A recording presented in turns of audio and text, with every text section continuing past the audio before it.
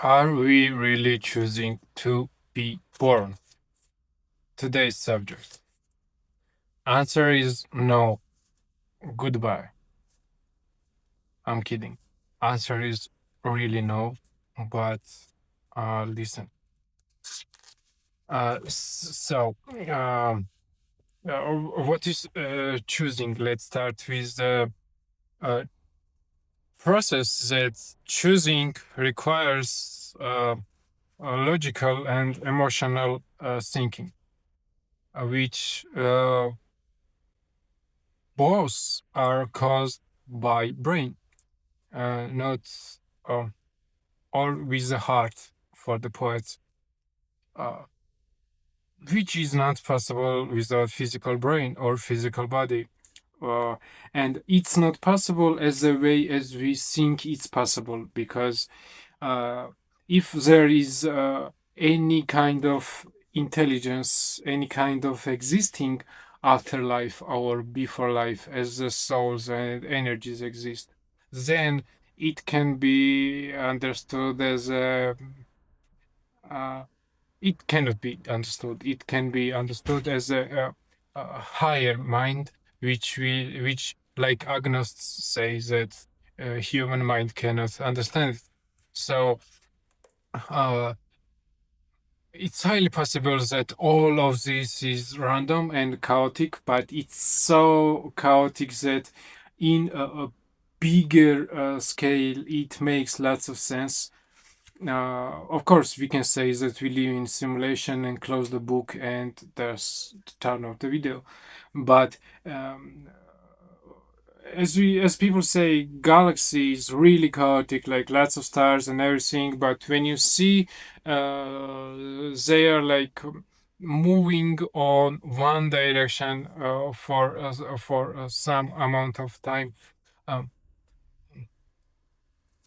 but as an existing in a physical body in three dimensions, which we humans live before the death, and it's a theory, but because of uh, proof that fourth dimension exists and fifth dimension exists and so on, we can say that our existing is not mm, possible it's not possibly contains every knowledge. We cannot understand everything, the sounds and the we cannot see everything. That's a fact. The other animals can see, and we, who are we? We are not our eyes, we are not our brain, we are something inside, some energy, which mixed with this animal body makes some decision and has the ego and builds the bombs and so on and so forth. Um, but if we see the difference between the third dimension and the second dimension, right? We can see that the third dimension can see more, perceive more reality, as in the second dimension. Second dimension is like doesn't really see everything and has the one vision and one direction like this. And if second dimensions object, three-dimensional object appears to the two-dimensional brain, because of it sees like this, and three-dimension is like yeah, every side, right? Third dimension, it will see only one side going like this, like only seeing like this side. I will try to explain after edit this. No. So a third dimension and the fourth dimension should have then some difference, right? And this difference will be more perception, more understanding of the space. Uh, so fourth dimension will be something like seeing through objects, and it's a big theory. So, what do we need to understand the fourth dimension? Well, yeah, there are some people who's saying like Jacobo Greenberg and some crazy guys uh, saying that the fourth dimension can be accessed by the meditations and everything. Yeah, there are some shamans of Mexico which can perform the operations without any tools because for them it's the physical world in the three-dimensional understanding does not really exist, which is theory. Don't try it at home, please. But for it to understand as a human body is like a fairy tale, but it's only theory because the if we have the possible way to live in the fourth dimensions and we don't have our physical bodies to do it, it's under the question how can we understand without eyes, brain, and everything. Like I said in the beginning, there can be much more understanding and much more intelligence, like knowing everything absolutely, which us with this brain cannot understand right now. Uh, so is the five dimension. I think five dimension should be perceiving time differently or not understanding time at all, not seeing time at all. And as the dimensions grow, there are possibilities that everything exists together, past, future. Now it's all mixed but organized, like you can see everything.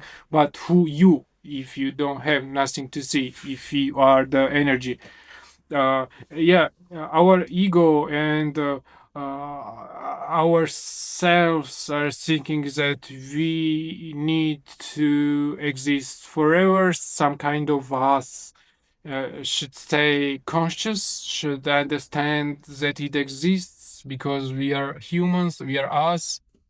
But living doesn't make any sense if this energy needs some thing to contain it. We don't know what things these are actually. These things are actually because logic is not the soul or energy as you wish it to call.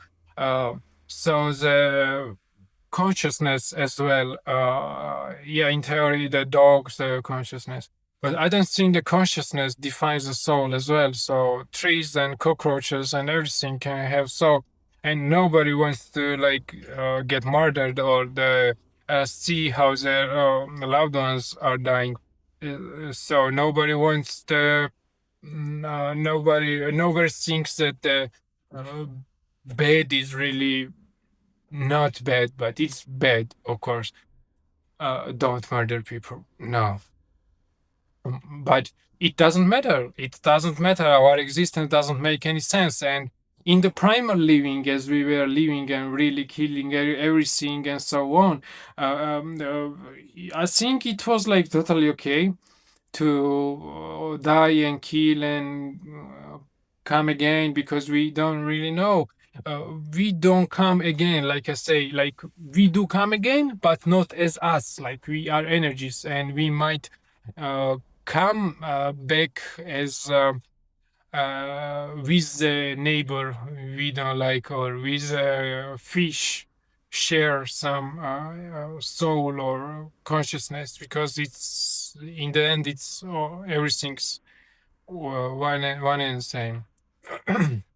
So I don't think we I don't think uh, our existence matters in any way. So um,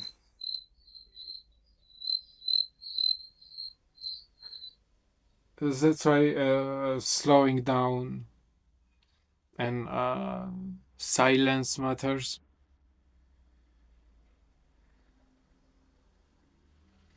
I more or less understand if you search on YouTube like white noises and high frequencies, you will understand more or less how can we perceive the reality without physical body.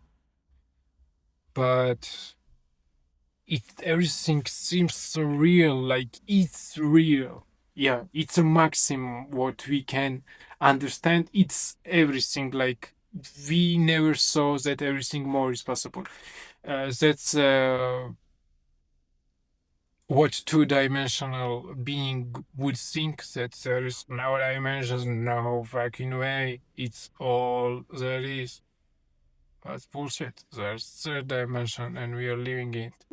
It's cool. It's cool. It's like, it's okay. I guess there are like 10 more dimensions, but it's okay, I think. So nothing matters again, and have a normal day.